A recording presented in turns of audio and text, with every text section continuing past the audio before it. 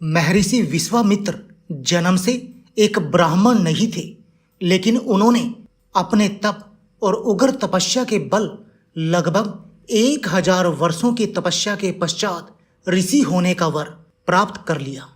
लेकिन विश्वामित्र ब्रह्म ऋषि बनना चाहते थे, इसलिए पुष्कर के तट पर जाकर पुनः तपस्या शुरू कर दी। ऋषि विश्वामित्र की इस कठोर तपस्या से राजा इंद्र विचार में पड़ गए। इंद्रदेव को डर था कि कहीं विश्वामित्र इंद्रासन नहीं मांग ले। यह विचार कर तपस्या भंग करने के लिए अपनी अप्सरा मेनका को एक कन्या के रूप में धरती पर भेजा। नित्य की भांति ऋषि विश्वामित्र अपने दैनिक कार्यों में लगे हुए थे। तभी पुष्कर के तट पर मेनका नहा रही थी। मेनका का बदन देखकर विश्वामित्र को काम का मोह हो गया और मेनका से परिचय किया। विश्वामित्र ने मेनका को अपने साथ कुटिया में रहने का निमंत्रण दिया। अप्सरा मेनका ने ऋषि विश्वामित्र को काम पास में बांध लिया और उनके साथ कुटिया में रहने लगी। विश्वामित्र और मेनका 10 वर्षों तक साथ रहे। इसके दौरान दोनों के संयोग से एक पुत्री हुई। विश्वामित्र को महसूस हुआ कि उनकी तपस्या तो भंग हो गई। उन्होंने अपनी दिव्य शक्तियों से पता लगाया कि ये सब देवताओं का किया कराया है। ऋषि विश्वामित्र के गुस्से से मेनका कांपने लगी, लेकिन विश्वामित्र ने मेनका पर कोई क्रोध नहीं किया और उसको वहां से जाने को कह दिया। महर्षि विश्वामित्र ने काम पर विजय प्राप्त करने के लिए कामदेव की तपस्या करने का निश्चय किया। इसके लिए विश्वामित्र ने अपनी पुत्री को ऋषि कण्व के आश्रम पर छोड़ दिया और स्वयं उत्तर में कोसी नदी के किनारे जाकर तपस्या करने लगे। अगले दिन जब ऋषि कण्व ने एक कन्या की रक्षा शकुओं को करते हुए देखा तो उन्होंने कन्या को उठा लिया और उसका पालन पोषण करने का निश्चय किया। शकुओं के पास मिलने के कारण उसका नाम शकुंतला रख दिया। समय रहते शकुंतला युवती हो गई और एक दिन सखियों के साथ पुष्प बीनने के लिए गई हुई थी। तभी परु वंश के राजा दुष्यंत एक दौरे के लिए वहां से गुजर रहे थे। शकुंतला को देखते ही उससे मिलने का मन बनाया। कश्यप गोत्रीय शकुंतला का पीछा करते हुए राजा दुष्यंत ऋषि के आश्रम में पहुंच गए। वहां जाकर आवाज लगाई और वहां विश्राम करने का निवेदन किया। जब राजा दुष्यंत ने पुनः शकुंतला को देखा तो कहा, हे कुमारी, तुम्हारा रूप अनुपम है, मैं तुमसे विवाह करना चाहता हूँ। कुमारी शकुंतला ने कहा, मेरे पिता कण्व अभी यहाँ नहीं हैं, जब वो आ जाएंगे तब उनकी अनुमति से आपसे विवाह कर सकती हूँ।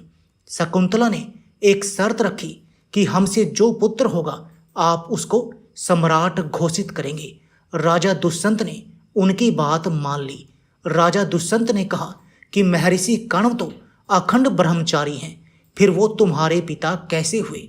शकुंतला ने बताया कि उनके पिता विश्वामित्र हैं जो तपस्या कर रहे हैं और मेरी माँ देवलोकीय अप्सरा है।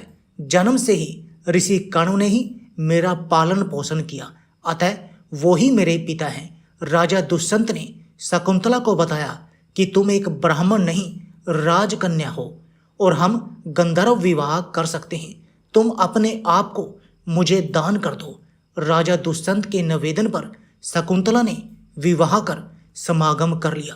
कुछ समय के पश्चात राजा दुष्यंत ने शकुंतला को दिलासा देते हुए कहा कि मैं शीघ्र ही तुमको यहाँ से लेकर जाऊंगा।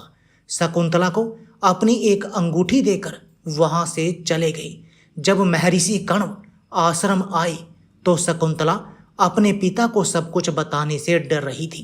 ऋषि कण्व ने अपनी दिव्य दृष्टि से सब कुछ जान लिया और मुस्कुराते हुए कहा, बेटी, तुमने कोई गलत काम नहीं किया है।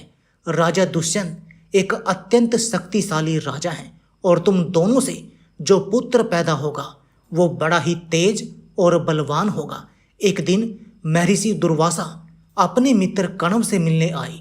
उस वक्त कण्व वहां मौजूद नहीं थे। आश्रम के द्वार पर शकुंतला राजा दुष्यंत के बारे में सोच रही थी। महर्षि दुर्वासा के कहने पर भी शकुंतला का ध्यान नहीं टूटा। तब महर्षि दुर्वासा ने दुष्ट तपस्वी कहकर अतिथि के अनादर करने के कारण शकुंतला को श्राप दे दिया। हे नारी, तुम इस काल में जिसका स्मरण कर रही हो वह भी तुमको भूल जाएगा। तब अचानक शकुंतला का ध्यान टूटा। सखियों के समझाने पर दुर्वासा ने कहा कि अगर वह अपने प्रियतम को अपनी कोई खास वस्तु तोहफा दिखाएगी तो उसको सब कुछ याद आ जाएगा। एक दिन कण्व ऋषि ने शकुंतला को कहा कि अब तुमको अपने पति के पास जाना चाहिए।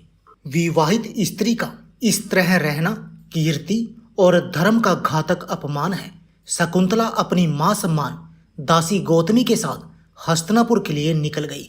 रास्ते में गंगा से पानी पीने के लिए जैसे ही शकुंतला ने अपनी अंजलि भरी तो उसकी अंगूठी पानी के अंदर गिर गई, लेकिन उसको इसका पता नहीं चला। जब शकुंतला हस्तिनापुर पहुंची तो उसने स्वयं को उनकी पत्नी बताते हुए कहा कि आपके राज्य का सम्राट उनकी कोख में पल रहा है। तब राजा दुष्यंत ने तापसी स्त्री कहते हुए शकुंतला का तिरस्कार किया। तब गौतमी ने कहा कि तुम इनको अपनी अंगूठी दिखाओ। शकुंतला ने अपनी अंगूठी ढूंढने की कोशिश की, लेकिन उसको नहीं मिली। तब राजा दुष्यंत ने उसको वहां से जाने को कहा।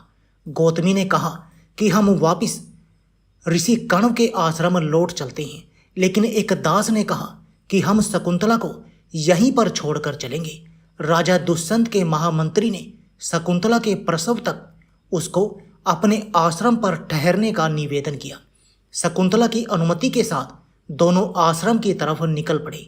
रास्ते में शकुंतला की माता मेनका प्रकट हुई और शकुंतला को अपने साथ लेकर अदृश्य हो गई।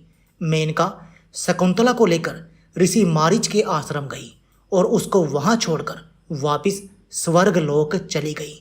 एक दिन राजा के कर्मचारियों ने एक मछुआरे को राजा की अंगूठी चुराने के जुर्म में गिरफ्तार किया और राजा के सामने पेश किया। मछुआरे ने राजा से विनती की कि महाराज, ये अंगूठी मुझे प्रातःकाल एक मछली के पेट से मिली।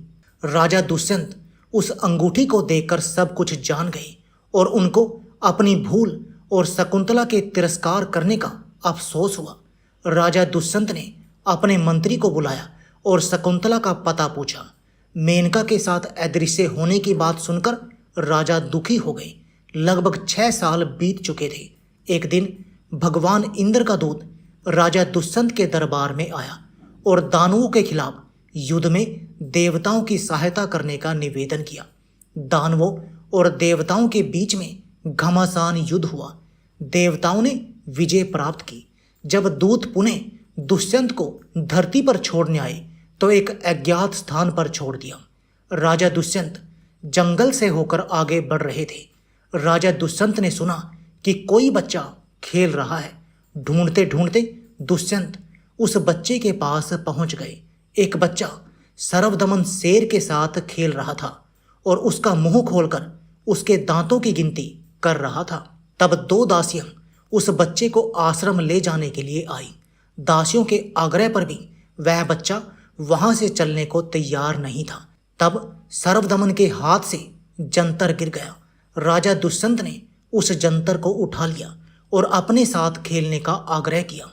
दासियों ने कहा कि आपको उस जंतर को नहीं छूना चाहिए, उसको छूने का अधिकार केवल उनके माता पिता को है। तब राजा दुष्यंत ने दासियों को सर्वदमन की मां से मिलने का निवेदन किया। दासियां राजा दुष्यंत को शकुंतला के पास लेकर गई। दोनों ने एक दूसरे को पहचान लिया और एक दूसरे से क्षमा मांगने लगे। तब शकुंतला ने सर्वदमन को अपने पिता से परिचय करवाया। राजा दुष्यंत ने शकुंतला को महल चलने का प्रस्ताव रखा। शकुंतला ने महर्षि मारीच की अनुमति लेने को कहा। महर्षि मारीच की अनुमति और आशीर्वाद सहित तीनों हस्तिनापुर लौट जाते हैं। सर्वदमन, जो कि आगे चलकर राजा भरत के नाम से प्रसिद्ध हुआ। ये थी दुष्यंत और शकुंतला की कहानी। आपने पहले भी सुनी होगी। ऐसी ही धार्मिक कहानियां सुनने के लिए चैनल को सब्सक्राइब करें और पसंद आई हो तो लाइक करें। देखने के लिए धन्यवाद।